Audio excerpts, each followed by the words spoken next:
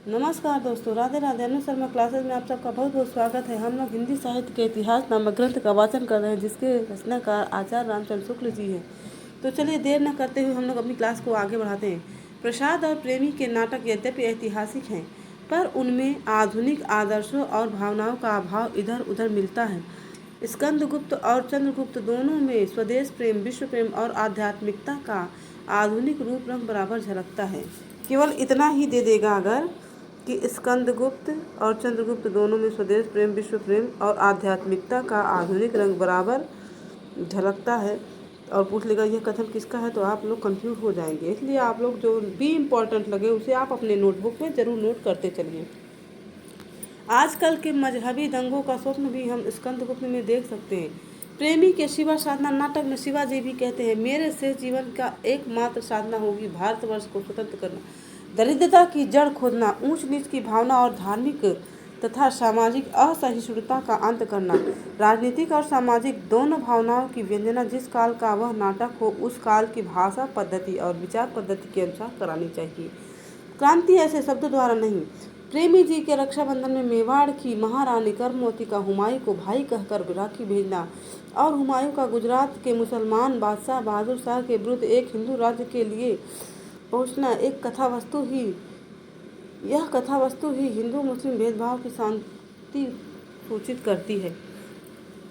उसके ऊपर कट्टर सरदारों और मुल्लों की बात का विरोध करता हुआ हुमायूं जिस उदार भाव की सुंदर व्यंजना करता है, वह वर्तमान हिंदू मुस्लिम दुर्भाव की शांति का मार्ग दिखाता है, जान पड़ता है। इसी प्रकार प्रसाद जी के ध्रुव स्वामी नामक बहुत छोटे से नाटक में एक संभ्रांत राजकुल की स्त्री का विवाह संबंध मोक्ष सामने लाया। विवाह संबंध विच्छेद, यहाँ पे विच्छेद होना चाहिए। यहाँ पे देखिए दोस्तों, यहाँ पे संबंध विच्छेद होना चाहिए, मोक्ष लिख गया, यहाँ पे विच्छेद होना चाहिए था। क्या होना चाहिए था? विच्छेद। ठीक है दोस्तों, विच्छेद संबंध विवाह, फिर उसके बाद संबंध विच्छेद सामने लाया गया है, जो वर्तमान सामाजिक आंदोलन का एक अंग है। वर्तमान राजनीति के अभिनयों का पूर्ण परिचय प्राप्त कर सेठ गोविंद दास जी ने इधर साहित्य के अभिनय क्षेत्र में भी प्रवेश किया है। उन्होंने 3 अच्छे नाटक लिखे हैं। तो देखिए, गोविंद दास जी के नाटकों का चर्चा हम लोग यहाँ करते हैं। इनका पहला नाटक है कर्तव्य। कर्तव्य में राम और कृष्ण दोनों के चरित्र नाटक के पूर्वार्ध और उत्तरार्ध 2 खंड करके दिखाए गए हैं, है ना, जिनका उद्देश्य है कर्तव्य के विकास की 2 भूमियाँ दिखाना। नाटककार के विवेचनानुसार मर्यादा पालन प्रथम भूमि है, जो पूर्वार्ध में राम द्वारा पूर्णता को पहुँचती है। लोकहित की व्यापक दृष्टि से आवश्यकता अनुसार नियम और मर्यादा का उल्लंघन उसके आगे की भूमि है, जो नाटक के उत्तरार्ध में श्री कृष्ण ने अपने चरित्र द्वारा जैसे जरासंध के सामने लड़ाई का मैदान छोड़कर भागना प्रदर्शित की है। वास्तव में पूर्वार्ध और उत्तरार्ध 2 अलग अलग नाटक हैं, पर नाटककार ने अपने कौशल से कर्तव्य विकास की सुंदर उद्भावना द्वारा दोनों के बीच पूर्वापर संबंध स्थापित कर दिया है। यह भी एक प्रकार का कौशल है, इसे ऊटक नाटक न समझना चाहिए। सेठ जी का दूसरा नाटक है हर्ष। देखिए, पहला नाटक क्या था, आप कमेंट में जरूर बताइएगा। दूसरा नाटक इनका हर्ष हो गया। ऐतिहासिक है, जिसमें सम्राट हर्षवर्धन, माधव गुप्त, शशांक आदि पात्र आए हैं। इन दोनों नाटकों में प्राचीन वेशभूषा, वास्तुकला इत्यादि का ध्यान रखा गया है। प्रकाश, अब देखिए, पहला था इनका पहला नाटक, आप लोग बताइएगा हम क्या था इनका पहला नाटक। देखिए, इनके पहले नाटक को देखिए, कर्तव्य, है ना, पहला कर्तव्य था। दूसरा नाटक इनका क्या हो गया, अब हम देखें हम लोग अभी पहला कर्तव्य, दूसरा हर्ष, और तीसरा नाटक इनका प्रकाश।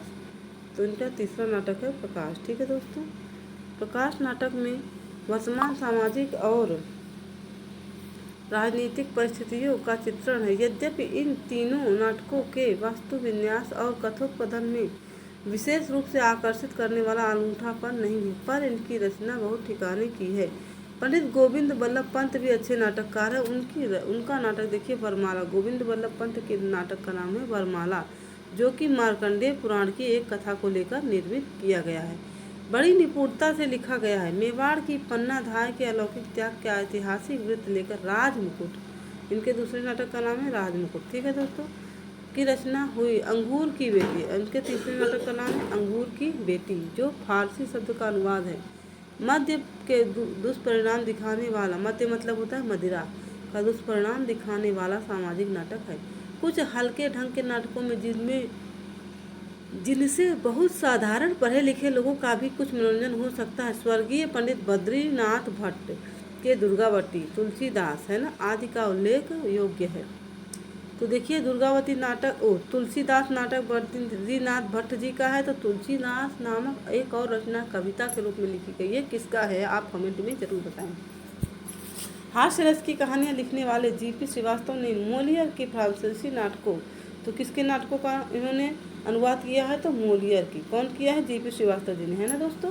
ये सब ध्यान करते जाइए। आचार्य शुक्ल से डायरेक्ट किताब, आचार्य शुक्ल से डायरेक्ट यूजीसी नेट हो चाहे सेट हो, और चाहे आप असिस्टेंट प्रोफेसर की ही क्यों ना तैयारी कर रहे हो, पूछा जाता है, ठीक है दोस्तों।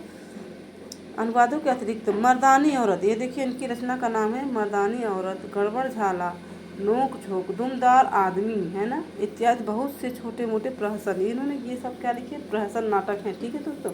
मर्दानी औरत, गड़बड़ झाला, नोक झोंक, दुमदार आदमी, ये दुमदार आदमी तो कई बार पूछा भी जा चुका है दोस्तों, इत्यादि बहुत से छोटे मोटे प्रहसन भी लिखे हैं, पर वे परिष्कृत रुचि के लोगों को हंसाने में समर्थ नहीं। इनका एक नाटक है उलटफेर, ठीक है दोस्तों।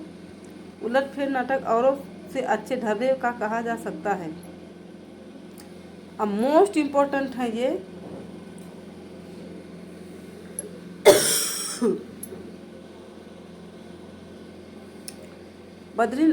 लक्ष्मी नारायण मिश्र, ये देखिए ये बहुत इम्पोर्टेंट है ये लक्ष्मी नारायण मिश्र जी, इनके बारे में आप जरूर ध्यान से पढ़िएगा।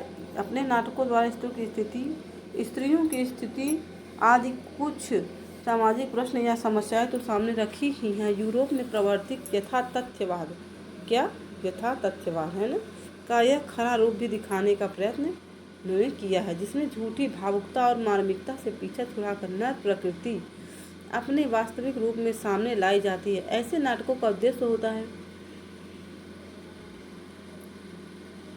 समाज को अधिकतर जैसा है वैसा ही सामने रखना, उसके भीतर को नाना विषमताओं से उत्पन्न प्रश्नों का जीता जागता रूप खड़ा करना तथा यदि संभव हो तो समाधान के स्वरूप का आभार देना। लोक के बीच कभी कभी जो उच्च भावों का कुछ दृष्टांत दिखाई पड़ जाया करते हैं, उन पर कल्पना का झूठा रंग चढ़ाकर धोखे की तख्तियाँ खड़ी करना और बहुत ही फालतू भावुकता जगाना अब बंद होना चाहिए।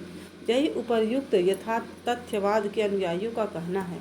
यूरोप में जब कला और सौंदर्य, देखिए कला सौंदर्य की बड़ी पुकार मची और कुछ कलाकार, कवि और लेखक अपना वह काम समझने लगे कि जगत के सुंदर पक्ष से सामग्री चुन चुन कर एक काल्पनिक सौंदर्य सृष्टि खड़ी करें और उसका मधुपान करके झूमा करें, तब इसकी घोर प्रतिक्रिया वहाँ आवश्यक थी। और यहाँ भी सौंदर्यवाद और कलावाद का हिंदी में खासा चलन होने के कारण अब आवश्यक हो गई है। जब कोई बात हद के बाहर जाकर जी उबाने और विरक्ति उत्पन्न करने लगती है, तब साहित्य के क्षेत्र में प्रतिक्रिया अपेक्षित होती है। यूरोप के साहित्य क्षेत्र में एकांगदर्शिता इतनी बढ़ गई है कि किसी न किसी हद पर जाकर कोई न कोई वाद बराबर खड़ा होता रहता है और आगे बढ़ चलता है। उसके थोड़े ही दिनों पीछे बड़े वेग से उसकी प्रतिक्रिया होती है और जिसकी धारा दूसरी हद की ओर बढ़ती है। अतः यूरोप के किसी वाद को लेकर चिल्लाने वालों को यह समझ रखना चाहिए कि उसका बिल्कुल उल्टा वाद भी पीछे लगा आ रहा है। प्रतिक्रिया के रूप में निकाली हुई साहित्य की शाखाएं प्रतिक्रिया का रोष ठंडा होने पर धीरे धीरे पलटकर मध्यम पथ पर आ जाती है। कुछ दिनों तक तो वे केवल चिढ़ाती सी जान पड़ती है, पीछे शांत भाव से सामंजस्य के साथ चलने लगती है।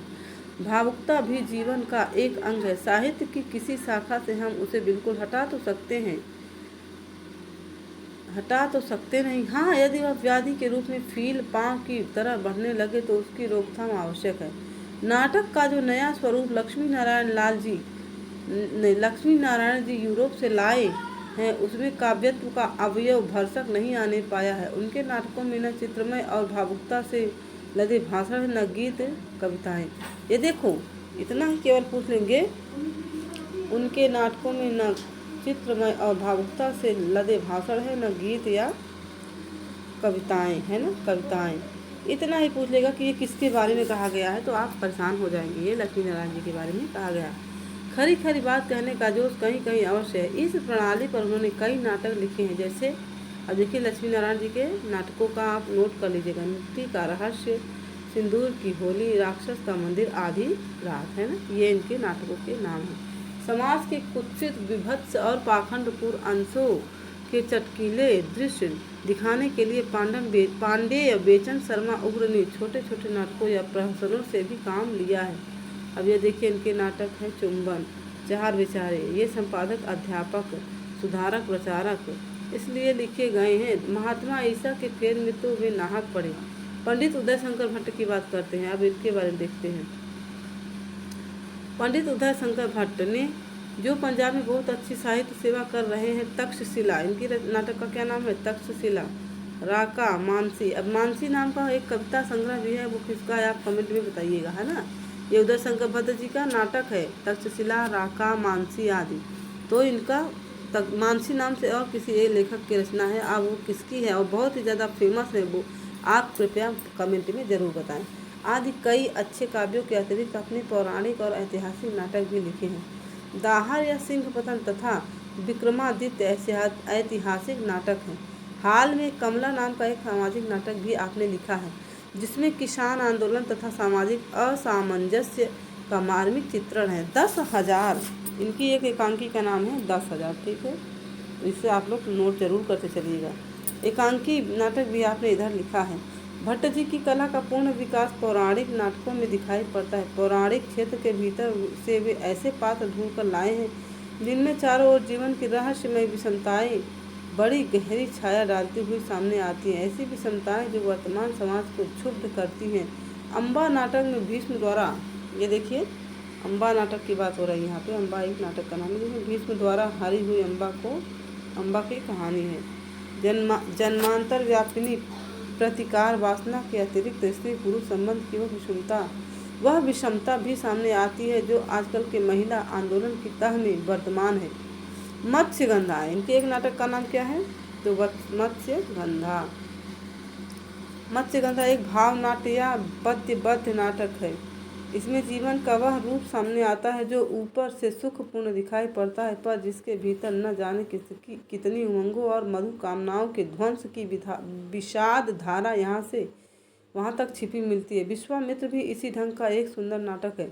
चौथा नाटक सागर विजय भी उत्तम है। पौराणिक सामग्री का जैसा सुंदर उपयोग भट्ट जी ने किया है, वैसा कम देखने में आता है।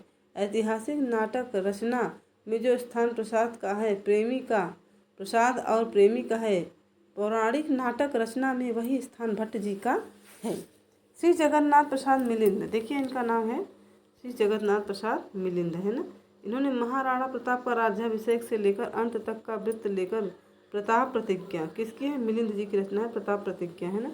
नाटक की रचना की है स्वर्गीय राधा कृष्ण दास, है ना। ये प्रताप नाटक का आरंभ मान सिंह के अपमान से होता है, जो नाट्य शास्त्र की दृष्टि से बहुत ही उपयुक्त है।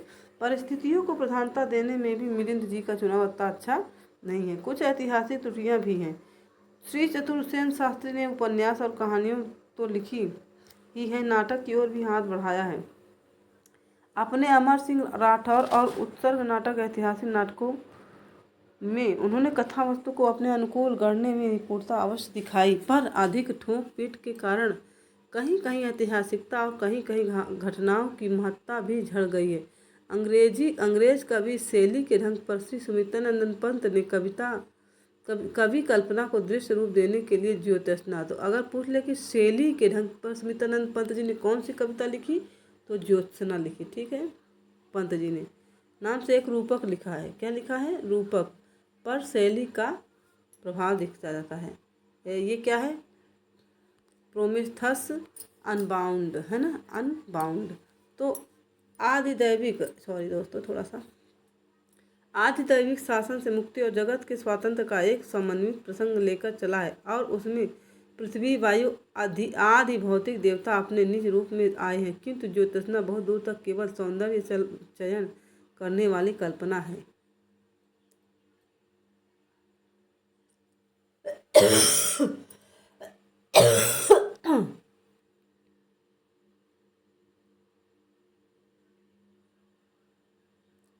कल्पना है।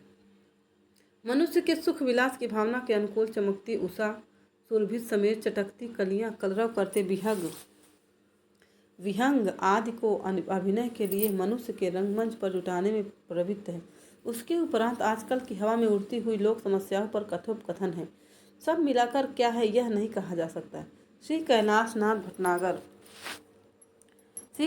भटनागर की रचना भीम प्रतिज्ञा भी विद्यार्थियों के योग्य अच्छा नाटक है।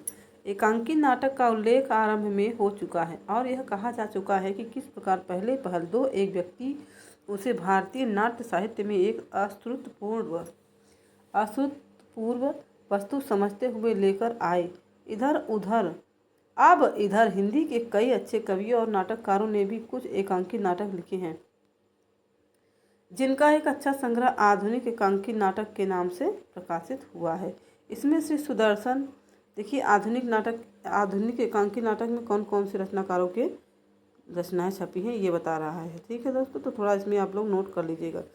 श्री सुदर्शन, राम कुमार वर्मा, भुवनेश्वर, उपेंद्रनाथ अस्क, भगवती चरण वर्मा, धर्म प्रकाश, आनंद, उदय शंकर भट्ट के क्रमशः राजपूत। अब देखिए इन सब के नाटकों का नाम है ये, आप लोग ध्यान दीजिएगा। सुदर्शन, राम कुमार वर्मा, भुवनेश्वर, उपेंद्रनाथ अस्क, भगवती चरण वर्मा, धर्म प्रकाश, आनंद और उदय शंकर भट्ट। तो सबसे पहला है सुदर्शन जी का रचना है जिसका नाम है राजपूत की हार, है ना। सुदर्शन की रचना का क्या नाम? राजपूत की हार। 10 मिनट। फिर स्ट्राइक है अस्क जी का। फिर भगवती चरण वर्मा नहीं, उपेंद्रनाथ अस्क का है लक्ष्मी का स्वागत। भगवती चरण वर्मा जी का है सबसे बड़ा आदमी। और पूर्ण प्रकाश जी का है दीन, तथा उदय शंकर भट्ट जी का है 10,000 नाम के नाटक संग्रहित हैं। हिंदी के कुछ प्रसिद्ध कवियों और उपन्यासकारों ने भी जब बाबू मैथिली शरण गुप्त, श्री वियोगी हरि, माखनलाल चतुर्वेदी, प्रेमचंद, विश्वम्भर नाथ शर्मा कौशिक सुदर्शन नाटक की ओर हाथ बढ़ाया, पर उनका मुख्य स्थान कवियों और उपन्यासों के बीच ही रहा। मौलिक नाटकों के अतिरिक्त संस्कृत के पुराने नाटकों में से भास की स्वप्न वासव दत्ता अनुवाद, सत्यजीवन वर्मा पंचरात्र, माध्यम व्यायोग, प्रतिज्ञा यौगंध रायण अनुवाद ब्रजजीवन दास जी ने प्रतिमा नाम से अनुवाद किया। अनुवाद बलदेव शास्त्री, तथा दिग्नाथ के कुंदमाला नाटक का अनुवाद बागेश्वर विद्यालंकार के अनुवाद भी हिंदी में हुए। जर्मन कवि गेते के प्रसिद्ध नाटक फाउस्ट का अच्छा अनुवाद श्री भोलानाथ शर्मा एम.ए. ने किया है। अब हम लोग पढ़ेंगे निबंध के बारे में। विश्वविद्यालयों के उच्च शिक्षा क्रम के भीतर हिंदी साहित्य मना करे, चपड़ ना कर, बोल देना तुम और चिल्ला ले।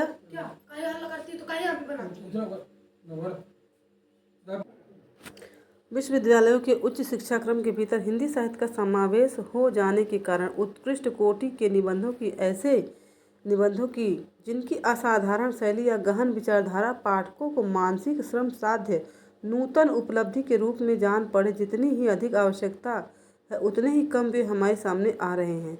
निबंध की जो स्थिति हमें द्वितीय उत्थान में दिखाई पड़ी, प्रायः वही स्थिति इस वर्तमान काल में भी बनी हुई है। अर्थ, वैचित्र और भाषा शैली का नूतन विकास जैसा कहानियों के भीतर प्रकट हुआ, वैसा निबंध के क्षेत्र में नहीं देखने में आ रहा है, जो उसका उपयुक्त स्थान है। यदि किसी रूप में गद्य की कोई नई गतिविधि दिखाई पड़ी तो काव्यात्मक गद्य प्रबंधों के रूप में। पहले तो बंग भाषा के उद्दांत प्रेम चंद्रशेखर मुखोपाध्याय कृत को देख कुछ लोग उसी प्रकार की रचना की ओर झुके। पीछे भावात्मक गद्य की कई शैलियों की ओर।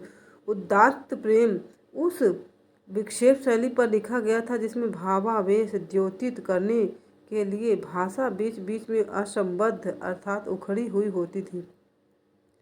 कुछ दिनों तक तो उसी शैली पर प्रेमोद्गार के रूप में पत्रिकाओं में कुछ प्रबंध, यदि उन्हें प्रबंध कह सके निकले, जिनमें भावुकता की झलक यहाँ से वहाँ तक रहती थी।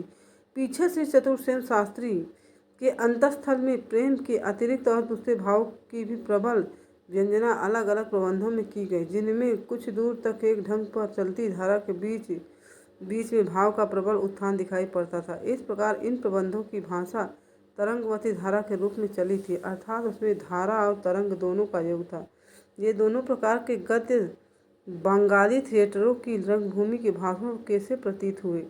पीछे रविंद्र के प्रभाव से कुछ रहस्योन्मुख आध्यात्मिकता का रंग लिए जिस भावनात्मक गद्य का चलन हुआ, वह विशेष अलंकृत होकर अन्योक्ति पद्धति पर चला। ब्रह्म समाज ने जिस प्रकार ईसाइयों के अनुसरण पर अपनी प्रार्थना का विशेष दिन रविवार रखा था, उसी प्रकार अपने भक्ति भाव की व्यंजना के लिए पुराने ईसाई संतों की पद्धति भी ग्रहण की। एक उदाहरण से यह बात स्पष्ट हो जाएगी। ईसा की 12वीं शताब्दी के द्वितीय चरण में संत S.T. बर्नार्ड नाम से जो प्रसिद्ध भक्त हो गए हैं, उन्होंने दूल्हे रूप ईश्वर के हृदय के तीसरे कक्ष में प्रवेश की इस प्रकार उल्लेख किया है।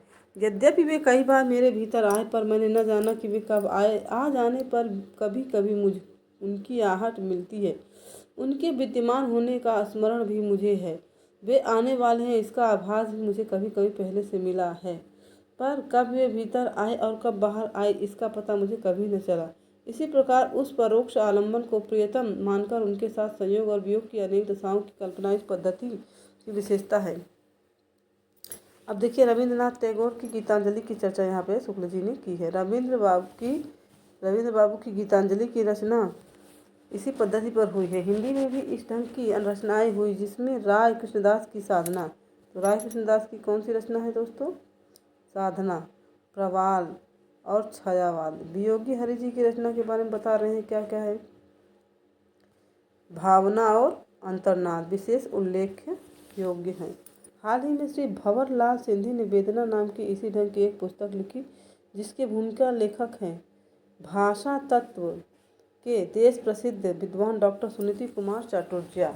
यह तो हुई आध्यात्मिक या सांप्रदायिक क्षेत्र से गृहीत लाक्षणिक भावुकता, जो बहुत कुछ अभिनीत तथा अनुकृत होती है, अर्थात बहुत कम दशाओं में हृदय की स्वाभाविक पद्धति पर चलती है। कुछ भावात्मक प्रबंध लौकिक को लेकर भी मासिक पत्रों में निकलते रहते हैं, जिनमें चरित्र विधान कम और कसक टीस वेदना अधिक रहती है।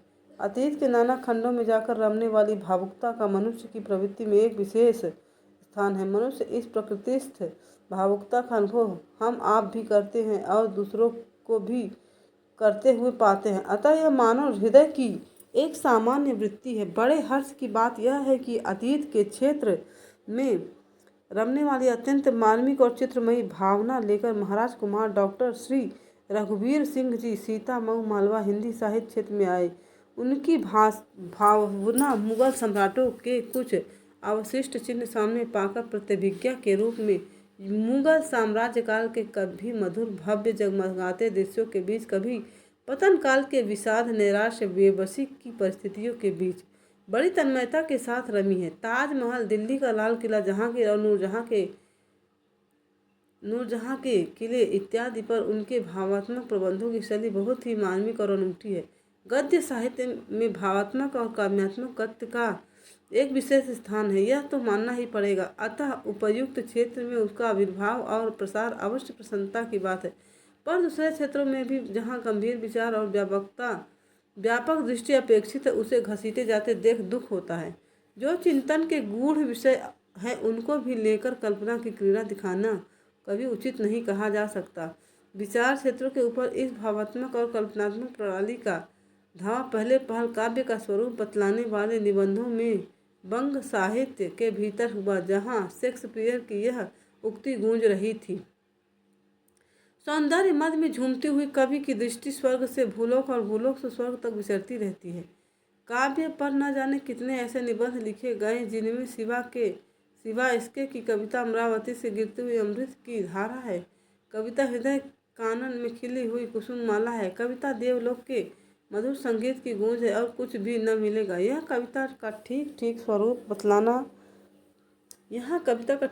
बतलाना है कि उसकी बिरदावली बखानना। हमारे यहाँ के पुराने लोगों में जहाँ न जाए रवि वहाँ जाए कवि, ऐसी ऐसी उक्तियाँ, ऐसी ऐसी बहुत सी बिरदावलियाँ प्रचलित थी, पर वे लक्षण या स्वरूप पूछने पर नहीं कि उसके स्वरूप का निरूपण भी भावमय, रसमय, चित्रमय हो। कविता के ही निरूपण तक भावात्मक प्रणाली का यह दावा रहता तो भी एक बात थी, कवियों की आलोचना तथा और विषयों में भी इसका दखल हो रहा है, यह खटके की बात है।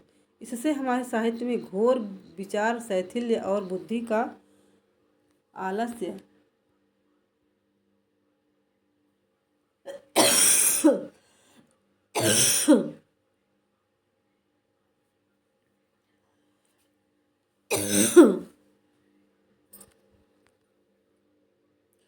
फैलने की आशंका है। जिन विषयों के निरूपण में सूक्ष्म और सुव्यवस्थित विचार परंपरा अपेक्षित है, उन्हें भी इस हवाई शैली पर हवा बताना कहाँ तक ठीक होगा। अब आते हैं अभी देखिए समालोचना और काव्य मीमांसा। इसको हम लोग नेक्स्ट वीडियो में पढ़ेंगे। और हाँ, जाते जाते यह जरूर कहेंगे कि यह वीडियो अगर आपको थोड़ी भी काम की लगे तो कृपया आप इस चैनल को लाइक, सब्सक्राइब और शेयर जरूर करें। राधे राधे दोस्तों।